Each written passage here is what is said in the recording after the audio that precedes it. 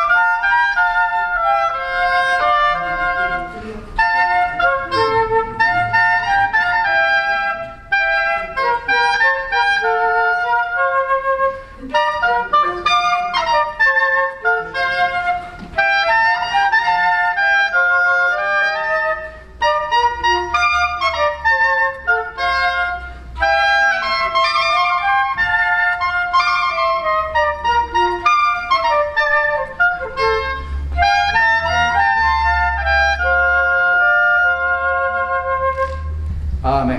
Amén. Vamos a postrarnos de rodillas para orar al Señor. Hermano Tomás dirige la oración, por favor. Señor Dios, en oración a todos los cielos, alabado y glorificado sea tu santo nombre. Bendito seas para siempre jamás. Santo, santo, santo sea, Señor Dios Todopoderoso, Creador del cielo y de la tierra. Ángeles y arcángeles y todo lo que respira, alaba y glorifique tu santo nombre, porque tú eres Dios Todopoderoso, Creador del cielo y de la tierra. Tú eres el que nos sustenta, sino nosotros a nosotros mismos. Tú eres el que nos das la vida y nos invitas a que postrados de rodillas alabemos y glorifiquemos tu santo nombre. Y en esta tarde, a través de nuestro Señor Jesucristo, venimos ante ti postrado hoy día, suplicándote primeramente el perdón de nuestros pecados, implorándote de todo corazón que nos des el entendimiento y la sabiduría para poder aprender y conocer más, de especial manera en este momento que nuestro hermano Netalí nos va a traer tu santa palabra. Hoy te suplico de todo corazón que nos ayudes a tener mejor entendimiento y nos ayudes a ser verdaderamente servidores tuyos en pensamiento, palabra y obra. Bendice a aquellos que se han retirado por cualquier casa, bendice a los hermanos que no pudieron venir y acompáñanos en este tu servicio. Por eso, nuestro Salvador, te lo suplico. Amén. Amén. Satanás aborreció a Jesucristo en el cielo porque tenía íntima relación con el Padre y compartía todo con el Padre, y el Padre proclamó ante el universo la verdadera posición de Cristo ante el universo. Y Lucifer se sentía desplazado, relegado a un cuarto lugar, sin tener acceso a los privilegios de la intimidad con el Padre. Eso generó su envidia, sus celos y finalmente odio, aborrecimiento a Jesús. Cuando vino a esta tierra, Lucifer se sintió en su lugar y trató de destruir la obra de Cristo, porque la creación en esta tierra era obra directa de las manos de Cristo. Y al tratar de arruinar la obra de Cristo, desvirtuaba en cierta manera el trabajo y la obra de este personaje, Jesús. Pero su odio, su ataque contra Jesús se ve mucho más acentuado durante el ministerio terrenal de Cristo y después de su ministerio. Todos conocemos las tentaciones, los ataques y todo cuanto la Biblia nos dice de esa adversión, de esa constante guerra contra Jesús y de la hostilidad permanente contra Cristo, a través de todos los medios posibles. Pero una vez que Cristo muere en la cruz y resucita, todo el universo descubre el verdadero carácter del adversario. Pero Lucifer no se queda tranquilo, aunque se sabe descubierto, aunque pierde acceso a los otros mundos porque ya nadie lo recibe, ya no puede ir a los concilios del universo porque nadie le da entrada, ya que su verdadero carácter ha quedado al descubierto. Pero entre los hombres esto no es igual. Así que a fin de prolongar sus días, Lucifer continúa con una guerra atroz contra Cristo. Es una guerra para destruir su carácter, destruir su obra, destruir hasta donde le sea posible el carácter o la naturaleza o la condición de Cristo. Y fue así como llevó e indujo a los hombres a desarrollar diversas doctrinas con relación a la naturaleza de Cristo, ya sea su naturaleza divina o su naturaleza humana. Es un ataque feroz, porque Lucifer tiene como objetivo esencial destruir a Cristo. Y desarrolló doctrinas diversas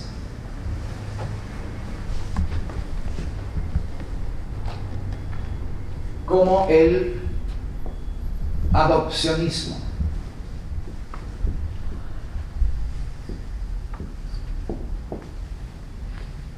el arrianismo,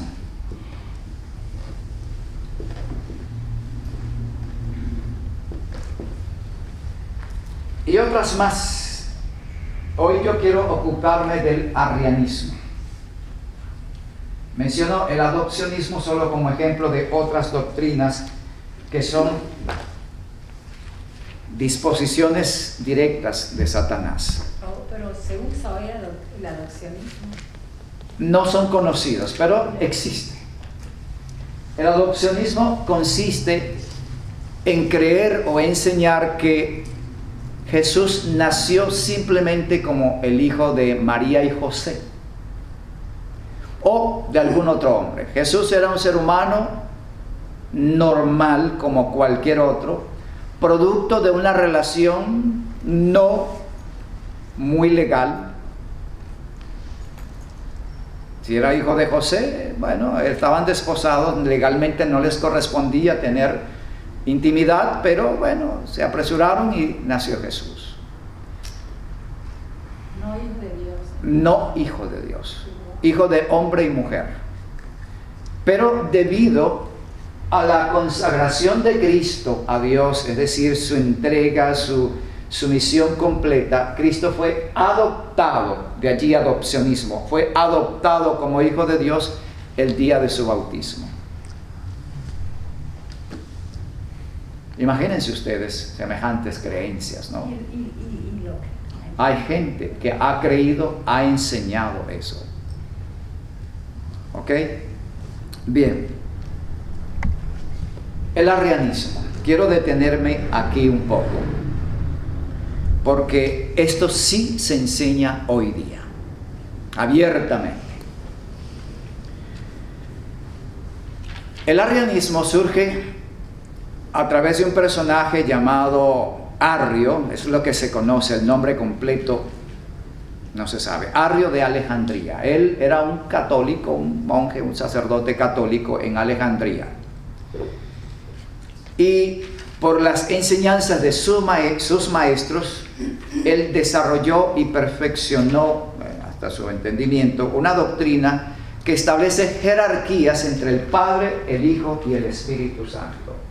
Así que, según Arrio es el personaje en cuestión, Arrio enseñaba que el Padre es mayor que Cristo, Padre, es el superior, es el Dios supremo, único y verdadero Dios absoluto. Luego viene como creación del Padre o engendro del Padre, viene Cristo o el Hijo. Y como emanación del Padre está el Espíritu Santo. Pero el Espíritu Santo no es persona, sino solo poder. Poder del Padre. ¿Okay? Esa es la doctrina de Arrio. El arrianismo fue declarado herejía en el Concilio de Nicea en el año 325 de la era cristiana. Pero la doctrina no murió, siempre permaneció en algún lado. En los tiempos actuales, de hecho fue a finales del siglo XIX, cuando Charles Russell desarrolló lo que hoy día se conoce como el jehovismo o los testigos de Jehová. Y él desarrolla de nuevo la doctrina de Arrio. Los testigos de Jehová tienen esto como doctrina fundamental. El único y verdadero Dios es el Padre, al cual ellos llaman Jehová. ¿Ok? El Padre es el verdadero Dios. Y Juan 17:3, para que te conozcan a ti, al único Dios verdadero, y a Jesucristo a quien has enviado. Entonces, el Padre es el único Dios verdadero. Cristo no es el Dios verdadero. Cristo es engendrado, creado o formado por el Padre, pero Él no es Dios. Es un ángel, una criatura más de las que existen en el universo, pero es la primera criatura del Padre. Es el primer ser formado por el Padre. Es el primer ser que existe. Para eso utilizan Proverbios capítulo 8.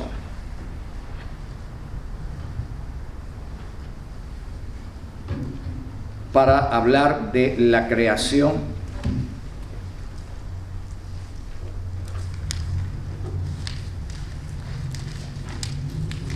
de Cristo, según ellos. Capítulo 8.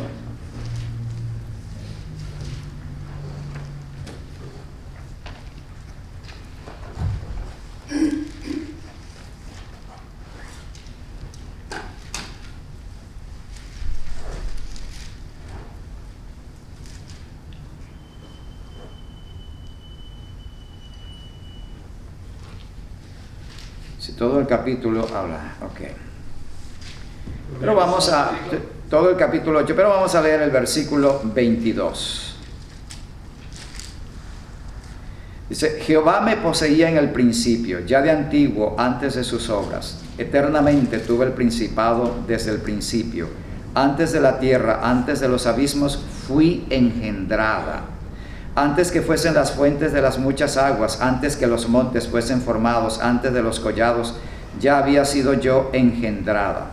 No había aún hecho la tierra, ni los campos, ni el principio del polvo del mundo. Cuando formaba los cielos, allí estaba yo. Cuando trazaba el círculo sobre la faz del abismo, cuando afirmaba los cielos arriba, cuando afirmaba las fuentes del abismo, cuando ponía el mar a su estatuto, para que las aguas no traspasasen su mandamiento, cuando establecía los fundamentos de la tierra. Con él estaba yo ordenándolo todo, y era su delicia de día en día, teniendo solaz delante de él en todo el tiempo.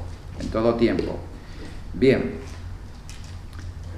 Basados en este texto, los arrianos dicen: indudablemente esta es una referencia a Cristo, y allí dice que fue engendrado. Hermano Tomás. Eso habla de la sabiduría, ¿no? Habla de la sabiduría. Pero la forma como se expresa el texto permite extrapolarlo y llevarlo a aplicarlo a Jesús como hijo. Bien, esa es una de las bases que se toman. Ahora, el punto es: ¿qué respondemos nosotros a ese argumento? ¿Cómo creemos nosotros acerca de Jesús? Este es el arrianismo. ¿Y nosotros qué pensamos? Juan capítulo Juan capítulo 1, ok. Muy bien. ¿Es Jesús Dios igual que el Padre o es diferente en naturaleza al Padre? Es igual que el Padre. ¿Estamos convencidos de eso? 100%. Hebreos también lo menciona de esta manera. Inclusive el Padre lo habló del Hijo. Ujú. Muy bien. Leamos Apocalipsis 3:14.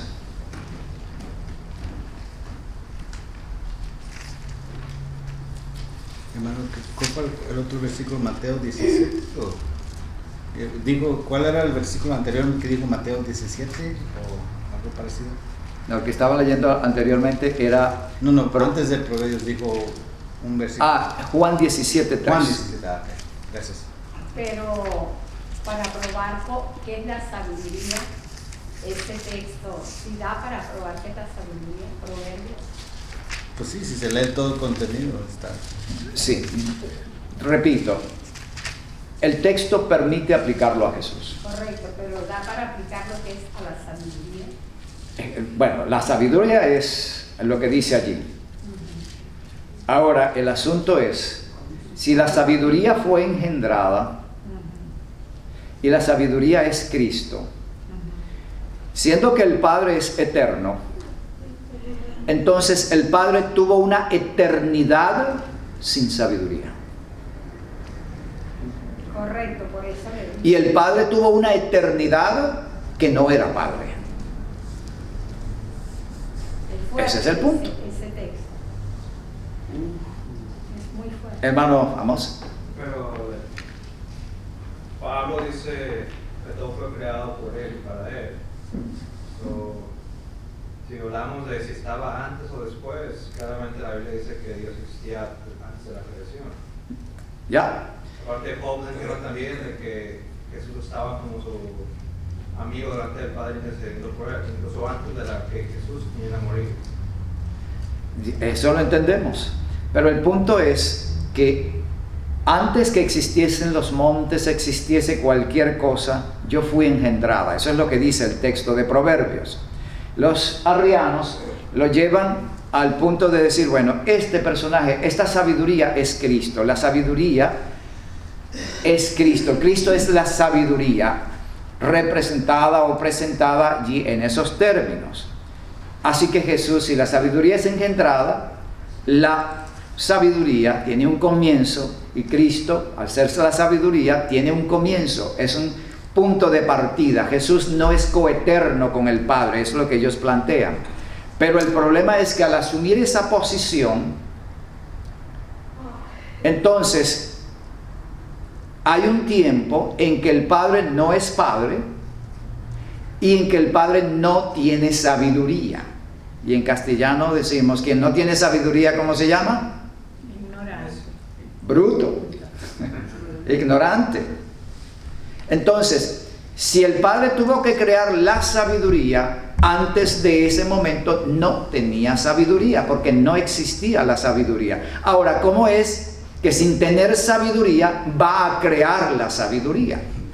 Eso era lo que yo quería decir, o sea, entonces nunca hubiese creado tampoco Cristo. Porque no tiene sabiduría.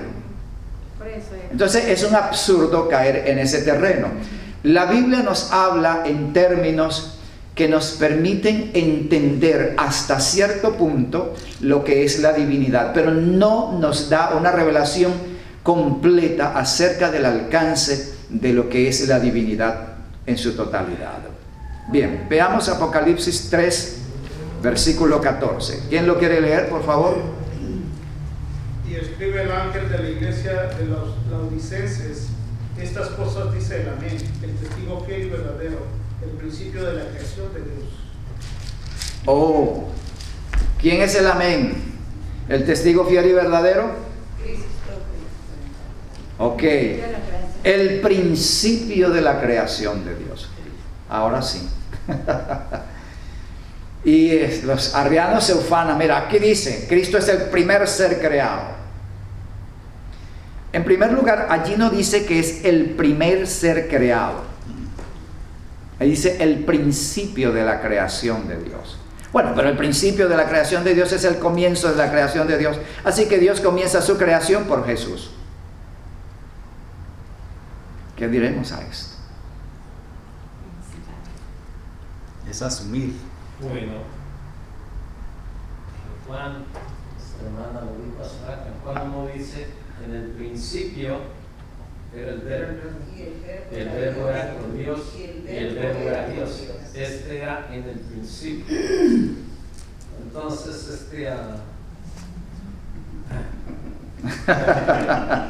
Se le escapó.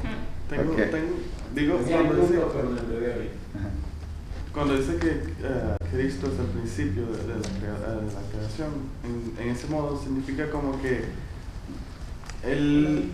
¿ah? No exactamente como que Él fue creado, sino que Él estuvo allí para la creación.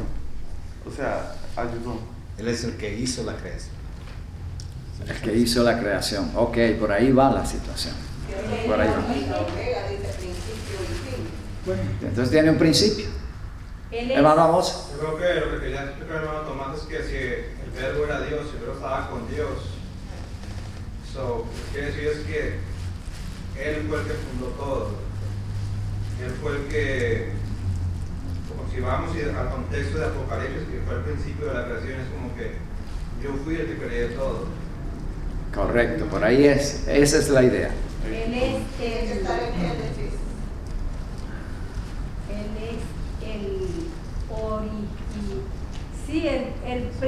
el principio de toda la creación.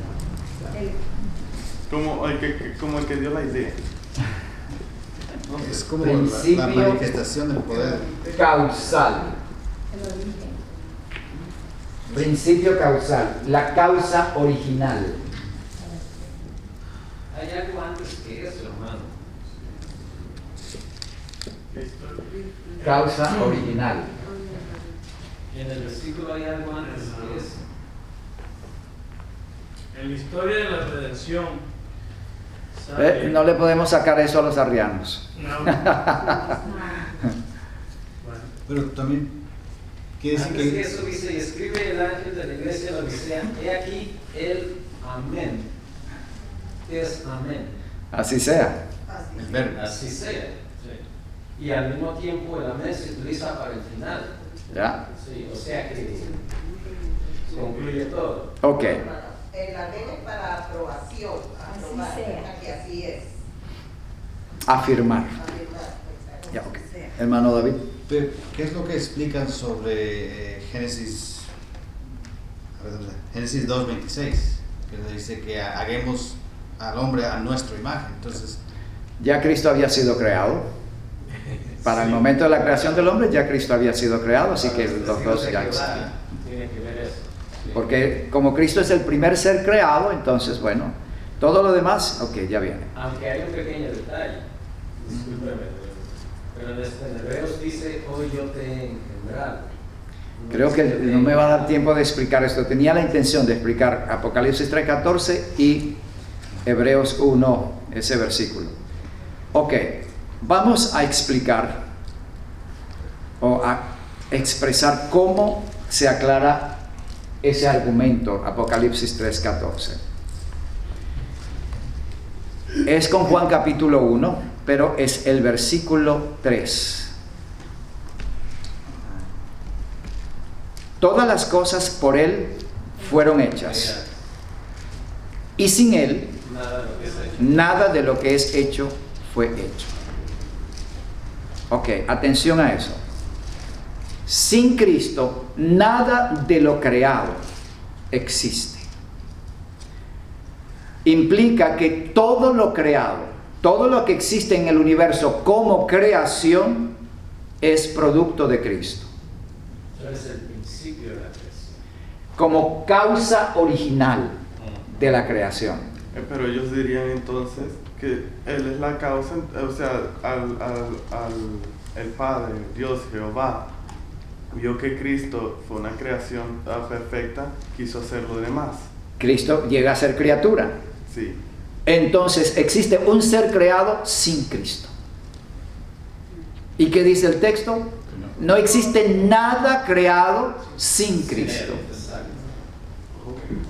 O sea, todo lo que se llame creación es a partir de Cristo. Por lo tanto, Cristo no es creación. ¿Se entiende, hermanos? Entonces la parte final del versículo 3 es la que da. Es el punto clave. Sin Él, nada de lo que es hecho, nada de lo que es creado existe. Entonces es imposible que Cristo haya sido creado porque Cristo es el principio. Exactamente. Entonces, cuando dice el principio de la creación, es la causa original, la causa primaria. Vamos a utilizar esa palabra. La causa primaria de la creación de Dios. Es decir, Cristo es la causa que origina la creación, es el principio causal, es la causa original, la causa primaria de todo lo demás. Porque Él, Colosenses 1:16, tomen esa cita en cuenta, es el creador de todo. Colosenses 1:16. ¿Quién lo lee, por favor? Es el verbo, es la acción. Ya. Todo fue creado por Él y para Él. En efecto, todo fue creado por Él y para Él. En consecuencia, si todo lo que existe como creación es creado por Cristo, automáticamente Cristo queda excluido de lo creado. Y eso es lo que dice el versículo 3. Ahora, el versículo 4 ahonda sobre esa idea. Juan 1:4. En Él estaba la vida, y la vida era la luz de los hombres. En Él, en Cristo, estaba la vida. Todos los seres en el universo, llámense ángeles, querubines, serafines, son seres vivientes, seres que poseen vida. Ellos existen porque Cristo les dio la vida. Juan 14:6. ¿Quién lo recuerda? Yo soy el camino, la verdad y la vida. Cristo dice categóricamente: yo soy vida. Esa expresión es importante. Jesús dice: yo soy la vida. ¿Filipenses qué dijo, hermano? Colosenses. Colosenses 1:16.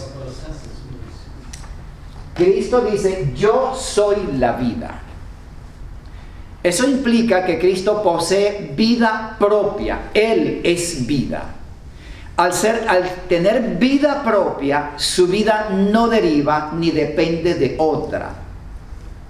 Nosotros no podemos decir yo soy la vida, porque nuestra vida depende de otra, deriva de otra vida.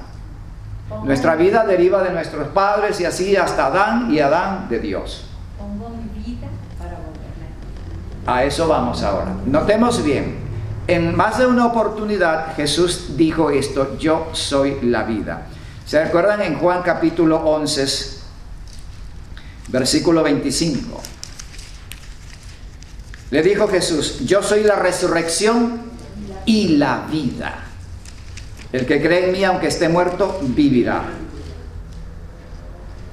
Yo soy la vida. Jesús insiste sobre esa realidad. Yo soy la vida.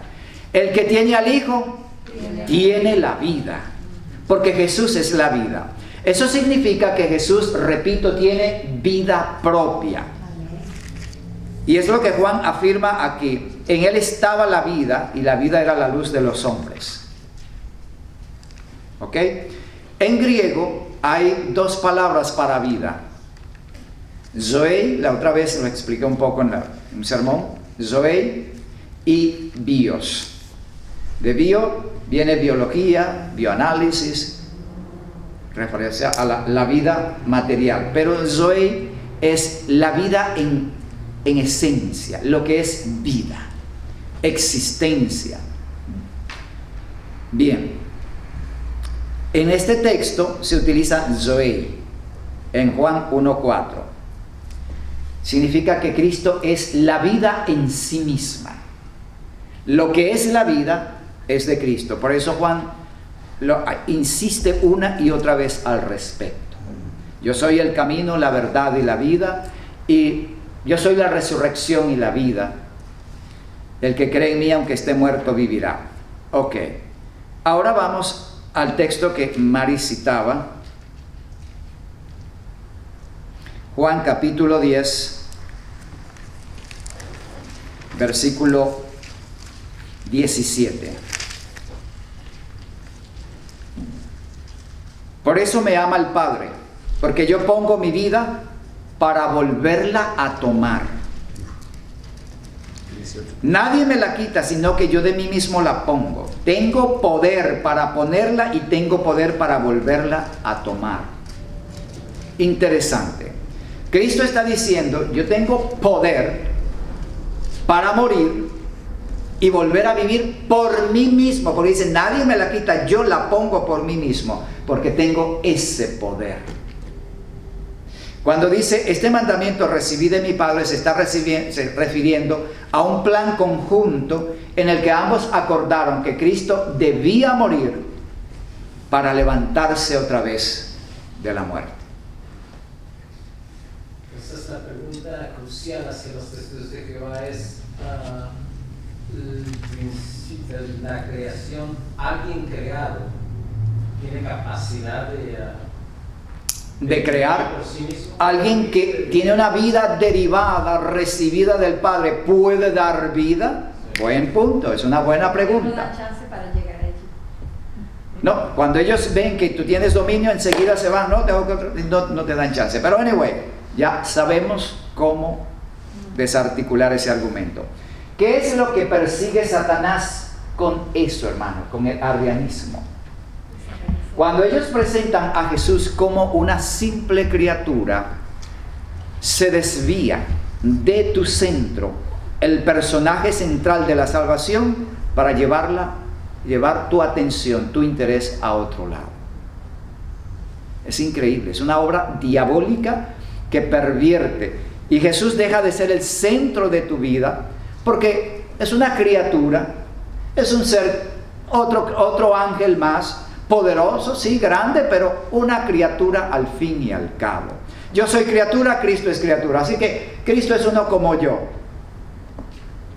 No, o pierde ese sentido de grandeza, de majestad, del carácter divino en esencia que tiene Jesús, para convertirse en un ángel más.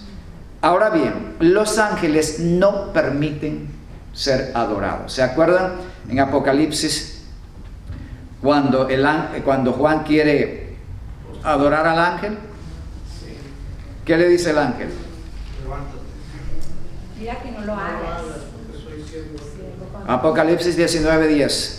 Yo me postré a sus pies para adorarle y él me dijo, mira, no lo hagas, yo soy consiervo tuyo y de tus hermanos que retienen el testimonio de Jesús.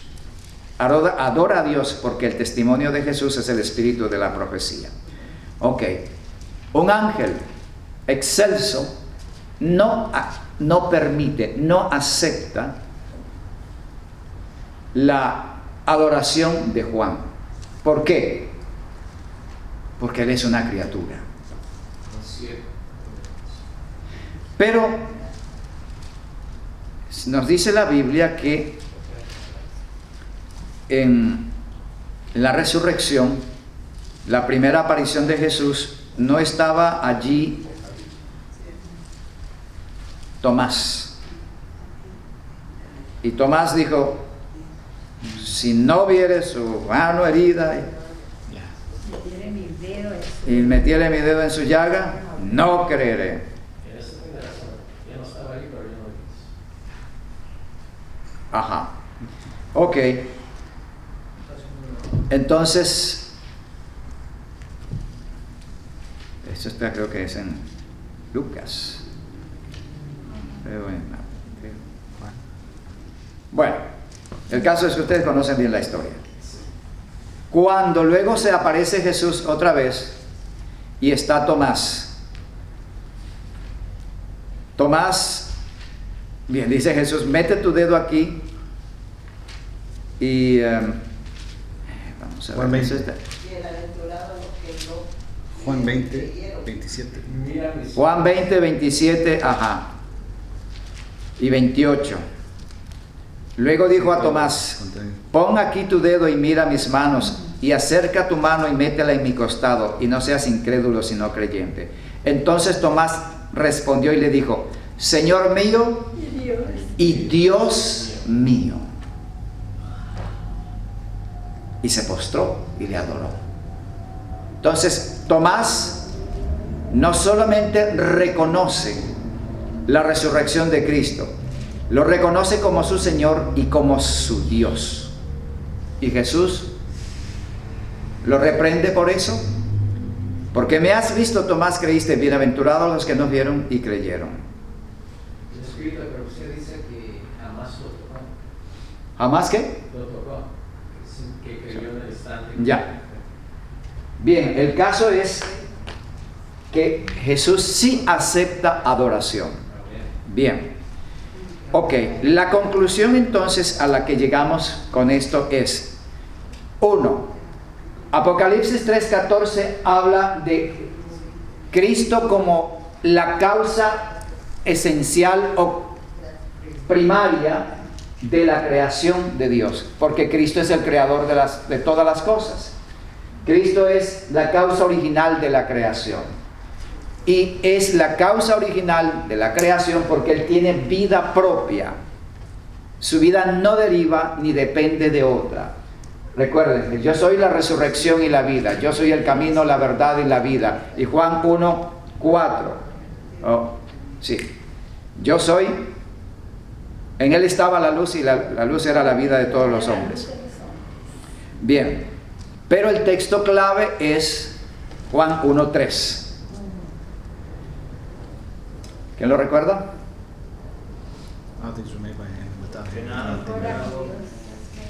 Todas las cosas, sin Él, nada de lo que es creado fue creado. Ese es el punto. Sin Cristo no existe nada creado en este universo. Creo que lo difícil no solamente para ellos, pero para otros que he hablado con otras personas, que como se nombra el Hijo, y humanamente sabemos que de un hijo viene el Padre que es creado, también no entienden el versículo 14, que el verbo fue hecho carne. Entonces, eso es lo que pues no captan. ¿Cómo se podría explicarle a los testigos más bien de esa parte? Ya. El punto es que cuando la Biblia nos habla de Padre, Hijo y Espíritu Santo, nos está hablando en un lenguaje humano. ¿Y en qué condición Cristo es Hijo? Ese era el otro texto de Hebreos capítulo 1, pero ya se nos fue el tiempo. Vamos a dejarlo para una próxima oportunidad. Hebreos 1:5. Porque ¿a cuál de los ángeles dijo Dios jamás: mi hijo eres tú, yo te he engendrado hoy? Ok, lo tenemos para nuestra próxima oportunidad para explicarlo. ¿A qué se refiere ese texto? Yo tengo otro, ¿no? Ok. Porque si sabemos que el Padre es Dios y Cristo es Dios, Ajá. y en Éxodo 20:3 dice: no tendrás dioses ajenos delante de Él. Ok. ¿Cómo podemos explicar eso? Bueno, que si Cristo es Dios y el Padre es Dios, no, son dioses verdaderos. Entonces no tenemos dioses ajenos, tenemos al Dios verdadero. Entonces, en ese punto tenemos es la divinidad.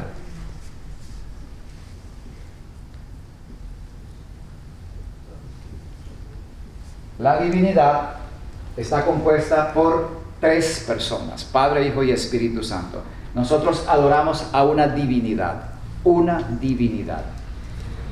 Aparte de eso, hay muchas otras deidades creadas por el hombre y su imaginación.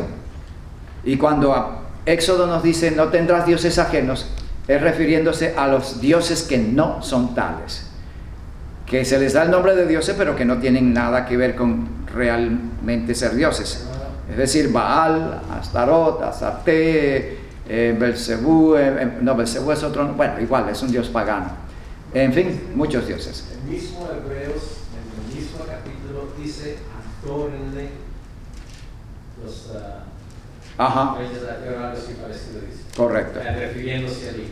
Refiriéndose a adórenle todos los ángeles. Exacto. Entonces, si un ángel creado no acepta adoración y el Padre ordena que se adore a Cristo, es porque Cristo es Dios. Ok. Ya. Pero en el versículo 4 dice, and being made so much better than the angels, he hath by inheritance obtained a more excellent name than they. Como está diciendo que fue creado. Pero más grande que los ángeles. Más grande. Ok, pero sigue siendo criatura, si eso fuera así. Pero él no es lo que quiere señalar el texto. Pero se nos acabó el tiempo. ¿Seguimos? Sí. No hay que dejar Eso las tiene cosas mucho, es mejor a medias, hacerlo con hermano. calma, porque eso tiene mucho. No, Porque tardaríamos unos 15 minutos más. ¿Se quieren quedar? ¿Tienes tiempo? Ok, vamos a ver entonces Hebreos capítulo 1. amén. Yo no tengo problema. Hacemos una Pero vamos a oración para cerrar el despedir sábado. el sábado, porque hay una hora para... Si despedimos, la gente se va. Al decir feliz semana, la gente se va. Entonces, vamos a votar. Vamos a votaciones, hermanos. Valera dice Votación. que hay que cuidar las extremidades ni antes ni después. Continuamos con la explicación que puede llevarnos entre 15 minutos a media hora, o despedimos aquí y luego tenemos esto pendiente para nuestra próxima clase. Los que están de acuerdo en quedarse, levanten la mano. Democracia, 1, 2, 3, 4, 5, 6, 7, 8, 9, 10. Mayoría. Ok, vamos a hacer lo que ustedes han dicho. Ya se comprometieron a quedarse. Vamos a orar. Con esto cerramos las horas del sábado. Hermano Antonio Elías. Padre nuestro que estás en los cielos, santificado y glorificado sea tu bendito nombre. Te damos las gracias, Señor, por habernos dado el tiempo y el permiso de pasar un sábado más lleno de bendiciones. Padre, que todas las cosas que hemos aprendido y hemos hecho hayan sido para satisfacción tuya, para tu honra y gloria. Perdónanos si hemos ofendido en algún punto tu santo sábado. Te pedimos y te suplicamos que siempre seas con nosotros, que nos des tu sabiduría, que nos des de tu Santo Espíritu. Bendice a cada alma aquí presente, bendice a los hermanos que se marcharon a sus hogares, a los que no pudieron venir en este día, Señor, que ellos también hayan sentido ese regocijo de estar en tu santo reposo. Ayúdanos pues a que podamos iniciar una semana llena de bendición y de alegría, que podamos ser dignos representantes tuyos ante la sociedad. Que tus santos ángeles siempre nos acompañen. Bendice este estudio que está muy interesante, ayúdanos a entenderlo para poder nosotros también explicárselo a los demás. En el nombre de Cristo Jesús te lo suplico. Amén. Amén. Ok. Hemos aclarado que definitivamente Cristo tiene vida propia. No lo olvidemos nunca. Cristo tiene vida propia que no deriva ni depende de otra. Eso es claro. Por eso Él puede decir categóricamente: yo soy la resurrección y la vida. Yo soy el camino, la verdad y la vida. El que tiene al Hijo tiene la vida. ¿Ok? Eso debe quedar claro, hermanos. Cristo es la vida. Lo empieza diciendo Juan desde el primer capítulo de su libro. Entendiendo esto, entonces automáticamente se descarta la posibilidad de que Cristo sea criatura, porque toda criatura depende y deriva su existencia de un ente que le ha dado esa existencia, esa vida. Eso no es aplicable entonces a Jesús. Siendo que tenemos aquí una base, podemos partir digamos, de allí en adelante para establecer el otro entendimiento. Ahora sí, vamos al versículo 5 de Hebreos 1. Porque ¿a cuál de los ángeles dijo Dios jamás: mi hijo eres tú, yo te he engendrado hoy? Existen tres oportunidades en que se utilizan estas expresiones. Veamos, Salmos 2:7. Por favor, denle lectura. Salmos capítulo 2, versículo 7.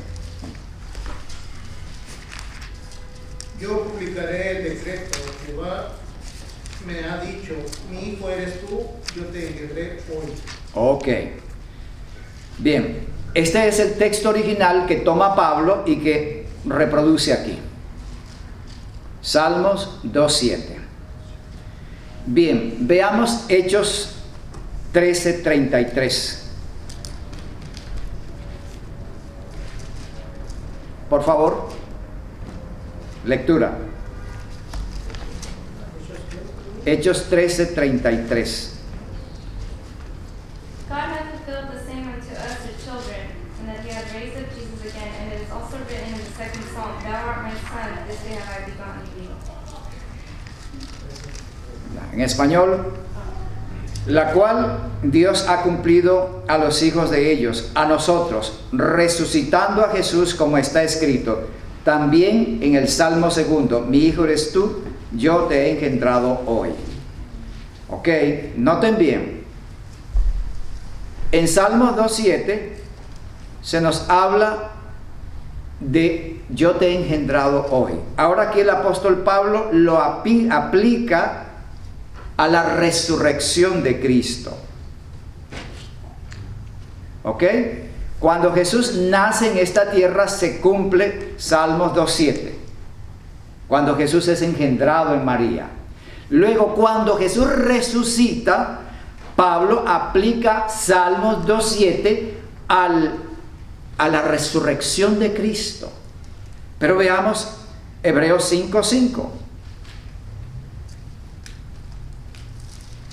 Así también Cristo no se glorificó a sí mismo haciéndose sumo sacerdote, sino el que le dijo, tú eres mi hijo, yo te he engendrado hoy. Oh, vean bien, en 3 ocasiones se cita en la Biblia ese texto. Cuando Jesús es engendrado en el vientre de María, 1. Cuando Jesús resucita, 2. Y cuando Jesús asume el sacerdocio en el cielo, 3. Esto simplemente nos dice que cada vez que Jesús cambia de naturaleza, asume otra condición, se le aplica el texto. Concluimos entonces que el texto es una indicación del cambio de naturaleza. Cristo existe como Dios en el cielo. Jesús mismo dijo, Padre, glorifícame con aquella gloria que tuve contigo antes que el mundo fuese. Es decir, Cristo existe en toda la gloria con el Padre. Cuando Él deja esa gloria y viene a esta tierra, yo te he engendrado hoy, mi hijo eres tú. Pero luego de vivir la vida humana, como un ser humano en esta tierra, muere, Él deja esta naturaleza, esta condición humana mortal, y pasa a ser ahora inmortal de nuevo, regresa a aquella gloria con que tuve antes. El apóstol dice, mi hijo eres tú, yo te he engendrado hoy, o yo te he engendrado hoy, mi hijo eres tú. Cambio otra vez de humano a su condición gloriosa de ser divino otra vez. Pero en el cielo, Él asume un nuevo rol. Otro rol, el rol de sacerdote según el orden de Melquisedec. Mi hijo eres tú, yo te he engendrado hoy. Toda vez que Cristo cambia de rol en el plan de salvación, se aplica. Mi hijo eres tú, yo te he engendrado hoy. Hermano. Mismo Hebreos 1:8. Más del Hijo dice tu trono, oh Dios. Ese es el texto que confirma que el Padre reconoce la divinidad de Cristo. Hermana Vilma. Cuando Él deja la humanidad y asciende al cielo y que ya empieza como sacerdote, ahí es cuando Él le cambia el nombre a Melquisedec, porque dice, hay un versículo parece que dice, sin principio, sin fin, sin... Exacto, que no tiene... Ok. Las veces que se aplica Salmos es la encarnación, la resurrección y la asunción del ministerio sacerdotal en el cielo. Cuando Cristo asume su sacerdocio en el cielo, también se aplica el Salmo 2:7. Así que es una expresión que denota el cambio de rol, el cambio de servicio, el cambio de actividad que Jesús va a realizar y que en todo momento esos cambios están en perfecta armonía con las disposiciones del plan de salvación junto con el Padre. Hermano Tomás. También tiene el rol, lo está diciendo usted, de cordero inmolado cuando le dice a María: no me toques, porque no me he presentado a mi Padre, subo a mi Padre, regreso. O sea que, de acuerdo al Espíritu de profecía, él al haber ascendido al cielo era presentarse como el cordero inmolado o el cordero inmolado como sacrificio por nuestros pecados. Hay un cambio de hombre a ese otro ministerio. Y este otro ministerio luego sigue el de sumo sacerdote en el santuario celestial. A eso se refiere Hebreos 1:5. ¿Queda claro, hermanos? Ok. Sí, amén. Bueno, que el Señor nos bendiga y podamos no solamente entender esto, hay mucho más, por supuesto, pero estos textos son importantes entenderlos bien. Satanás, a través del arrianismo, quiere minimizar el valor, la grandeza, el carácter de Cristo, convirtiéndolo en criatura inferior que es un ser creado con toda grandeza, pero nada más que eso. Con ello reduce, repito, su majestad, su divinidad y lo hace menos grandioso, hermano. Hermana María, hermano Tomás. O sea, los testigos, ellos más bien quieren presentar como desaparecer a Jesús, porque he oído expresiones que es un intruso. Imagínate, eso es increíble, ¿no? Porque ellos dicen que es un intruso que se interpone entre el Padre y el hombre. Entonces despiertan ese espíritu en ellos. De rechazo hacia Jesús. Obra satánica 100%, hermanos. Hermano Tomás. Para mí la mayor luz fue Apocalipsis 3:17. Creo que fue el que nos dio ahorita. De Apocalipsis 3:14. Cuando dijo del principio. 3:14. 3:14. Porque eso no lo sabía. Ok. Todo lo demás lo sabía, pero eso no lo sabía. Ok. La gloria sea para Dios. Amén. Y a mí se me vino el pasaje que dice, porque todo aquel que me cree no se pierda, mas tenga vida eterna. El arrianismo quiere... Exacto, ponerlo a un lado y desvirtuar el carácter salvífico del nombre de Cristo. Y quitar el camino, porque dice, nadie viene al Padre sino... Pero quieren quitar el camino, por eso es obra de Satanás y tenemos que estar preparados para hacer frente a esas abominaciones diabólicas. El Señor nos bendiga. Feliz semana para todos, hermanos. Amén.